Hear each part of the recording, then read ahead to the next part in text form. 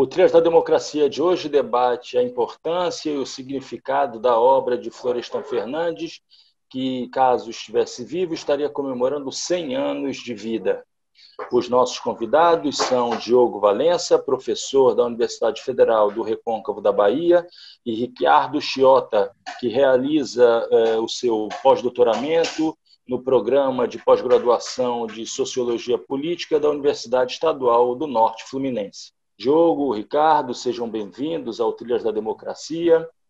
Diogo, nesse contexto em que parece que as práticas, na verdade só parece que as práticas racistas se exacerbaram, qual é a importância, qual é o legado das obras de Florestan Fernandes que podem nos auxiliar a entender esse processo em curso? Boa noite, Marco. Boa noite, Ricardo. Eu poderia começar dizendo que Florestan Fernandes escreveu uma obra fundamental para entender não só o Brasil, mas também a América Latina. Em termos da questão racial, essa foi uma problemática fundamental para que Florestan Fernandes pensasse a própria democracia brasileira.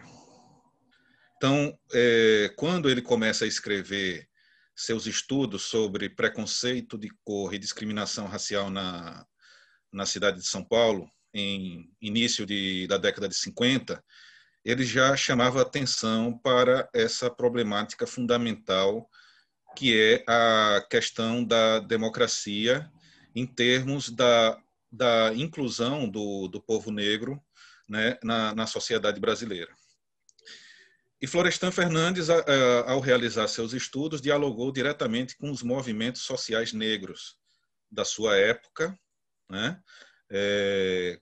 Participaram das suas pesquisas antigos militantes da Frente Negra Brasileira, e esse diálogo com o movimento negro foi fundamental para que Florestan Fernandes elaborasse suas próprias ideias.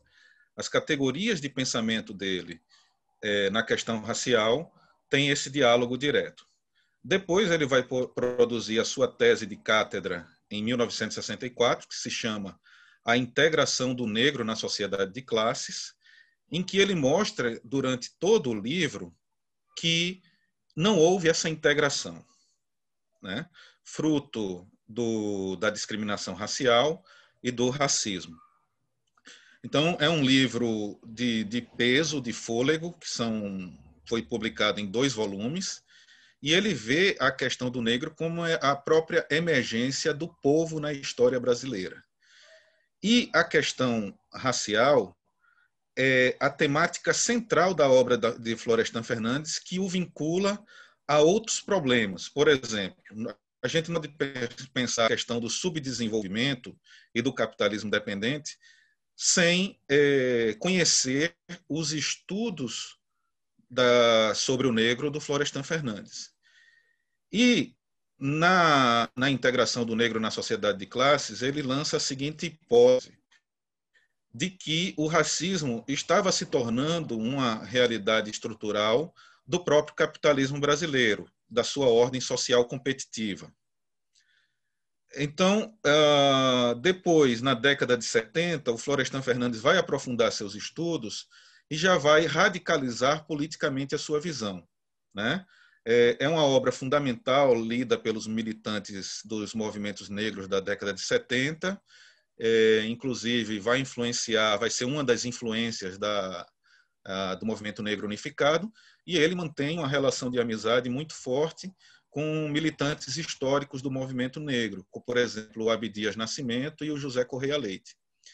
Já na década de 80, no livro O Significado do Protesto Negro, que foi reeditado recentemente pela editora Expressão Popular, o Florestan Fernandes lança uma perspectiva antirracista que está próxima às suas convicções socialistas, né? Florestan Fernandes entendia que a luta antirracista deveria se vincular a um programa político de crítica e de superação da própria ordem capitalista. Para os tempos atuais, a obra de Florestan Fernandes é fundamental porque ele desvela, né, as condições perversas do racismo no Brasil e como esse racismo se relaciona a diversas outras formas de exploração e de expropriação, né, dos trabalhadores e das camadas populares. Eu acho que o que o Diogo trouxe é muito importante na reflexão de Florestan Fernandes, quando ele relaciona o destino histórico dos afrodescendentes no Brasil com a própria democracia brasileira. E, nesse sentido, ele vai utilizar a experiência social desses grupos, né, marginalizados, para mostrar como que essa democracia que nós temos construído com muita dificuldade é uma democracia restrita, né? É uma democracia que acaba por não integrar todo o contingente da população nos seus meandros, na sua forma organizativa do poder. Então, um ponto que eu acho muito interessante desse livro, que talvez traz atualidade para o Florestan, eu até escrevi um tópico sobre ele, chamado A Democracia e Desracialização da Economia Política, no meu livro chamado Brasil, Terra da Contra-Revolução, que é uma tese na qual eu dialogo com o Florestan Fernandes, e que ele vai dizer assim, que como há essa demanda por uma integração do negro na sociedade de classe, Florestan vai falar assim que há um afã, né? Havia um afã de pertencer ao sistema por parte dessa população, e isso tem sido historicamente barrado pela sociedade inclusiva, né? Por aquilo que ele chama de uma raça dominante branca. E o que Florestan vai dizer é que na década de 20, os movimentos sociais no meio negro foram os grandes promotores da democracia no Brasil. Eles desvendaram o mito da democracia racial de Gilberto Freire, eles se organizaram, eles tentaram fazer de tudo para participar dessa sociedade, só que eles foram solenemente ignorados, né? Quando demandavam as suas questões para os jornais diziam que tinham que ser encaminhadas para os partidos políticos, e tradicionalmente os partidos políticos são monopolizados, né, por essa raça dominante, por assim dizer. E o que Florestan Fernandes vai mostrar é que é a existência de uma economia política no Brasil profundamente racializada, na medida em que ela barra a participação coletiva do negro e do mulato nessa sociedade. E aí por trás há todo um debate com Gilberto Freire em relação à questão da ascensão social no Brasil. Florestan diz, olha, o negro só pode ascender socialmente enquanto indivíduo, tal como na antiga ordem estamental, né, na interpretação que ele faz do Brasil, e não enquanto contingente massivo. E quando o negro tentou se organizar coletivamente para pleitear esses espaços, tanto na economia quanto na política, ele foi solenemente, né, barrado pela sociedade, pelos grupos no poder. Então, o que ele está mostrando é que existe uma barreira, além de classe, uma barreira racial para esse contingente da população que impede que ela consiga se integrar nessa sociedade. E isso é um sintoma de que essa democracia que nós temos tanta dificuldade para construir, ela, na verdade, não se realiza, porque é impossível, vai dizer Florestan Fernandes, né, uma sociedade democrática se você tem um largo contingente da população que está banida desses espaços de poder, tanto na economia quanto na política. Daí que ele vai dizer a ascensão do negro é uma ascensão que ocorre por meio de indivíduos e não de uma consciência coletiva socialista, como ele vai defendeu nos anos 70. Então, essa problemática é muito importante porque, teoricamente, nesse livro, ele está vinculando o destino da população, desse grande contingente da população brasileira. Afinal, né, o Brasil é um país predominantemente negro, né, houve políticas imigratórias para tentar embranquecê-lo, mas isso não foi suficiente. Então, o que ele está apontando é esse drama vivenciado pela população negra, e que ele vai mostrar lá, né, na integração do negro na sociedade de classe, como que as mulheres negras foram as primeiras a se integrarem nessa nova sociedade. Diogo, eu gostaria de voltar a essa questão da estrutura familiar e também falar do forte apego que Florestan tinha em relação ao ensino público, né? E gostaria que tu vinculasse essas duas questões, né, que fazem parte das preocupações históricas do Florestan. Volto a dizer, essa preocupação, ainda que tenha sido polêmica, né, recuperada de maneira polêmica na obra do Florestan, e das esperanças que Florestan tinha em relação ao desenvolvimento do ensino público, né, como uma forma de mobilidade social, uma mobilidade social possível dentro das estruturas do capitalismo brasileiro, de um capitalismo periférico existente no Brasil. Há um dado biográfico do Florestan Fernandes que é pouco conhecido, que o Florestan ele conviveu, ele junto com sua mãe, Dona Fernandes, empregada doméstica, analfabeta, conviveu com uma família negra, né? Então, Florestan Fernandes sofreu as mesmas privações, né, que o povo negro, né, sofre historicamente no Brasil. Então, quando Florestan Fernandes escreve no primeiro volume do livro A Integração do Negro na Sociedade de Classes e trata do legado da raça branca para o país, ele mostra como as condições sociais, econômicas, culturais, precárias do povo negro cria situações de anomia, né? Mas anomia, para Florestan Fernandes, não quer dizer necessariamente ausência de conflitos. A anomia ela é criada politicamente pelos grupos dominantes, pelas elites brancas dos grupos dominantes, como uma forma de controle político e social da população negra. Então, muitos críticos do Florestan Fernandes não levam em conta exatamente o que ele queria dizer por esse termo anomia, né? Que ele retira da tradição sociológica durkheimiana, mas, na verdade, é uma denúncia política, de certa forma, né, das condições de precariedade e das barreiras que são impostas ao povo negro para a sua ascensão. Tanto que o livro formado em duas partes, né, escrito em duas partes. A primeira parte se chama O Legado da Raça Branca e o segundo No Limiar de uma Nova Era, porque Florestan Fernandes está mostrando o tempo todo como o próprio povo negro se organizou, começa a se organizar para enfrentar as condições adversas que lhes são, digamos assim, impostas por um meio político de dominação e de imposição de barreiras para a sua ascensão coletiva, né? O termo que Florestan Fernandes fala, e o que ele gostaria de ver, era uma ascensão coletiva do povo negro.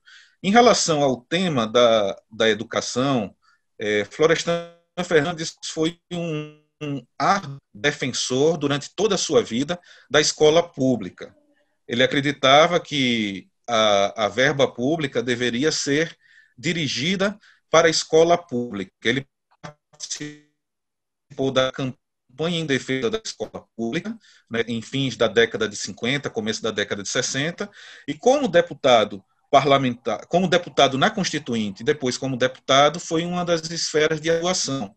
Inclusive, ele propôs um projeto de Constituição em que falava explicitamente de que deveriam ser destinadas bolsas para a manutenção integral do estudante negro, para que essas desigualdades pudessem ser corrigidas. Então, a questão educacional se relaciona, para Florestan Fernandes, com essa tentativa, essa proposta de superação das condições adversas para a grande maioria da população brasileira, que é negra, né? Então, eu diria que as duas, a escola pública e a questão do negro, são relacionadas. Ricardo, nós poderíamos agora começar a falar sobre um outro clássico de Florestan Fernandes, publicado em meados da década de 70, que foi A Revolução Burguesa no Brasil. A obra representa uma ruptura com as análises que eram feitas até então sobre o processo revolucionário burguês, o processo de modernização existente no Brasil. E é nessa obra que Florestan se utiliza do conceito de modernização conservadora, do Barrington Moore Jr., de revolução pelo alto também, numa análise que é muito próxima daquela que Gramsci fez acerca da revolução passiva no Ressurgimento italiano. E isso teve profundas implicações para a forma de afirmação do capitalismo no Brasil, um capitalismo periférico, e que seria um obstáculo ao desenvolvimento da democracia, ou seja, a tese da autocracia burguesa no Brasil. O que ainda existe de válido nessa análise de Florestan sobre o Brasil contemporâneo? Bom, eu acho, do meu ponto de vista, assim, que esse livro ele é fundamental para a gente entender o que está acontecendo hoje no Brasil, pela teoria que ele constrói, né, do que é o capitalismo brasileiro. Assim. Então, ali, Florestan, nesse livro, vai construir uma teoria do capitalismo dependente, que é um tipo de capitalismo que promove um tipo específico de transformação que é distinta do que ocorreu, né, na Itália, no caso que Gramsci vai analisar, ou mesmo em relação a um conceito de modernização conservadora. Por quê? Porque ele vai dizer que é uma história triste, essa nossa história brasileira, que ela se recompõe simultaneamente a partir de dentro da dominação burguesa e a partir de fora, pela dominação imperialista. E ela produz constantemente novos modelos de desenvolvimento capitalista que exigem sempre essa conciliação de formas arcaicas com formas modernas, né? E a articulação de antigas estruturas coloniais, né, bem visíveis a novas estruturas coloniais disfarçadas. Eu, retomando esse livro há pouco, que eu escrevi um texto sobre o Estado de Florestan Fernandes, eu vi que ele é muito importante para a gente entender o que está acontecendo hoje no Brasil, porque Florestan vai dizer assim, pegando por esse viés do Estado, isso é uma coisa que ninguém quase discutiu na obra de Florestan, basicamente ninguém no levantamento que eu fiz, e ele vai dizer que o Estado brasileiro é um Estado que é metade Leviatã e metade Behemoth. Esses dois monstros fazem parte da escatologia hebraica e são títulos de livros famosos do pensamento político ocidental, né? Um de Leviatã e o outro de Franz Neumann. Florestan quer dizer que o Estado brasileiro ele é um Estado Leviatã para as classes dominantes, no sentido de que assegura os direitos de propriedade, institui os direitos, ao passo que para a classe trabalhadora, para os demais, das demais classes sociais, ele é um Estado behemoth, é um Estado totalitário, é um Estado autoritário, autocrático, né? É um Estado construído para servir a essas classes dominantes, garantir os seus privilégios e, ao mesmo tempo, um Estado para oprimir, né, e impedir qualquer tipo de participação política das classes dominadas, do que Florestan chamava dos de baixo. Então, eu creio que esse livro, apesar de ser datado, por ele ter um alcance teórico muito grande, ele pode contribuir muito para pensar o Brasil hoje, atualizando a discussão que ele traz, né? Pensando hoje que o Brasil é um país que perdeu todo o seu parque industrial, aquela economia que havia nos anos 80, né? Há um processo né, que vem ocorrendo assim, de a economia se tornar uma economia profundamente financiarizada, e a própria burguesia brasileira está perdendo espaço no interior do Estado para o imperialismo. Então, eu creio que essa abordagem teórica que Florestan produz nesse livro é muito importante, é fundamental para a gente entender o Brasil de hoje, porque ele, de certo modo, já estava antevendo a possibilidade de uma regressão neocolonial, de uma perda do espaço de poder da burguesia interna, da burguesia brasileira, que cada vez mais está se internacionalizando, e isso não é algo a contrapelo, mas é algo que parte de uma vontade interna, um desejo dessa burguesia, e isso permite a gente pensar numa transformação, que deve ser uma transformação pautada num projeto de hegemonia das classes populares, né, das classes subalternas, dos trabalhadores. Então, creio que esse livro ele ainda continua fundamental para a gente entender, né, atualizando as informações históricas, obviamente, o Brasil contemporâneo. Diogo, quer dizer, a obra como bem disse Ricardo, é datada de meados da década de 70, se vivia em meio à ditadura civil-militar no Brasil. É uma obra que é publicada também no mesmo contexto dos Donos do Poder, do Raimundo Fauro, e a sensação na leitura, apesar de dois horizontes teóricos conceituais distintos, né, mas a sensação que se tem após a leitura dos Donos do Poder e da Revolução Burguesa no Brasil é uma sensação de asfixia, né? De asfixia em relação às possibilidades do desenvolvimento de uma democracia, da radicalização da democracia no Brasil. Essa sensação volta à tona nos dias de hoje, na atual conjuntura vivida no país? Bem, essa é uma questão muito difícil de Florestan Fernandes. Ele sempre se valeu do pessimismo da inteligência e do otimismo da vontade. O Florestan Fernandes era muito crítico da chamada Nova República e escrevia sempre Nova República entre aspas. Os seus textos posteriores à Revolução Burguesa no Brasil, de análise política, apontam constantemente que a Nova República, na sua transição transada, como diria Jânio de Freitas, e na sua transição lenta, gradual e segura, foi uma forma de resguardar as posições dos donos do poder e seus privilégios. Florestan Fernandes acreditava em vários momentos de ruptura. Ele acreditou que a Constituição poderia ser um deles. Mas esse momento de ruptura, o Florestan Fernandes verifica depois que não houve. Então, eu diria que essa visão pessimista desse fechamento, dessa história de circuito fechado, ela sempre, talvez esteve presente. E o que eu acho é que Florestan Fernandes acredita na possibilidade de mobilização popular, que é a única alternativa possível para a gente superar essa história de circuito fechado. Eu queria acrescentar que a teorização que ele faz do capitalismo independente, como bem sinalizou Ricardo na sua fala, é uma teorização válida, fazendo as devidas ressalvas históricas para o momento atual. Não só para entender o atual processo de regressão colonial, dessa articulação entre nexos neocoloniais de dependência, mas para entender as características do sistema capitalista mundial, né? As nações centrais possuem, por exemplo, suas próprias periferias internas. Então, a categoria de capitalismo depende uma amplitude muito maior que talvez o Florestan Fernandes pensasse na década de 70. E um elemento marcante que eu considero uma categoria fundamental e no Brasil é a de autocracia burguesa.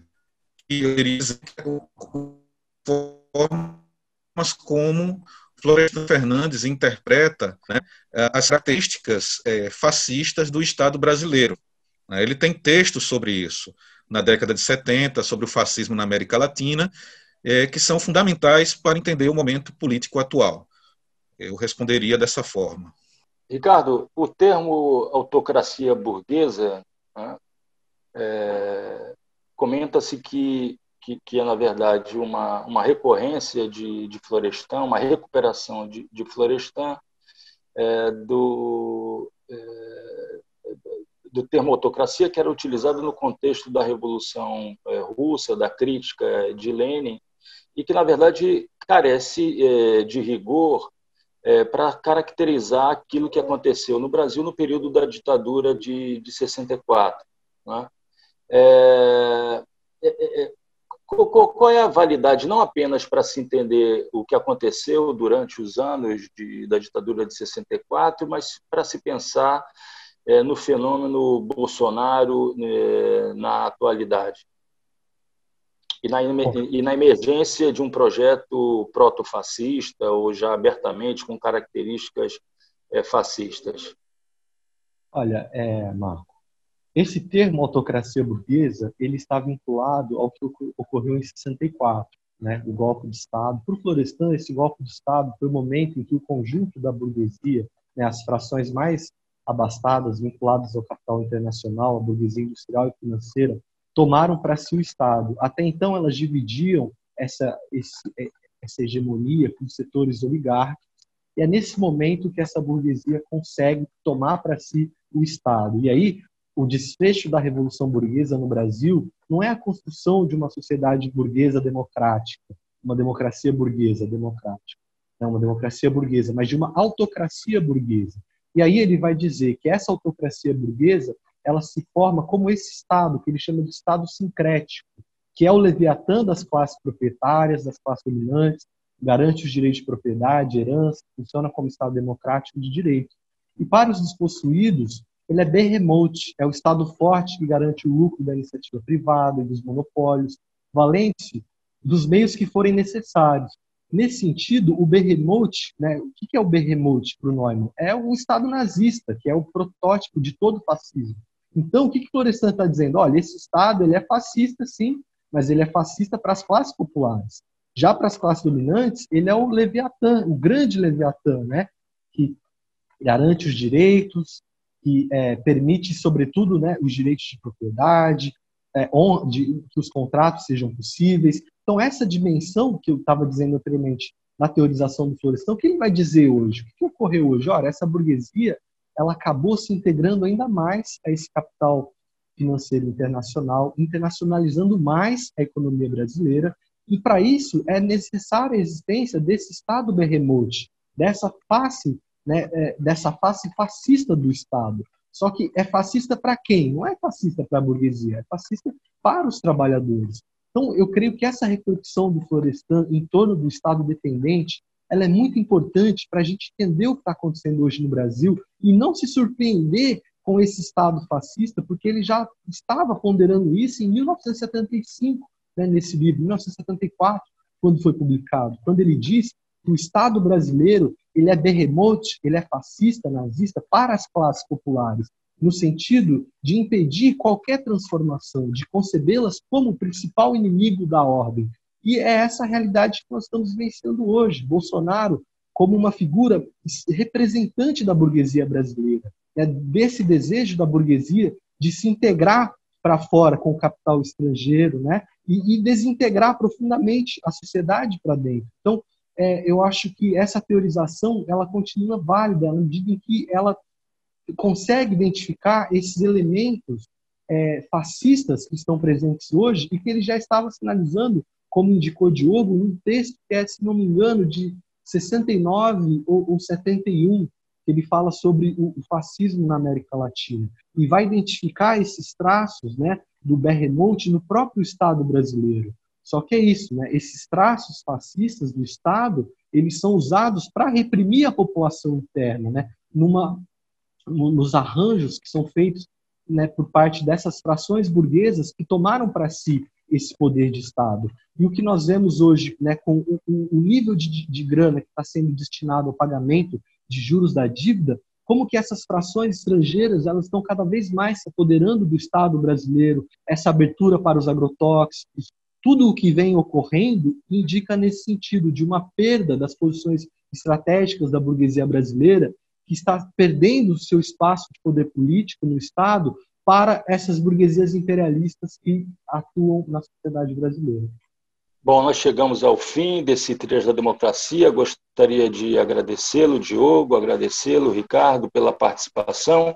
E o Trilhas da Democracia volta na próxima semana, sempre discutindo temas relativos à defesa da democracia e dos direitos humanos.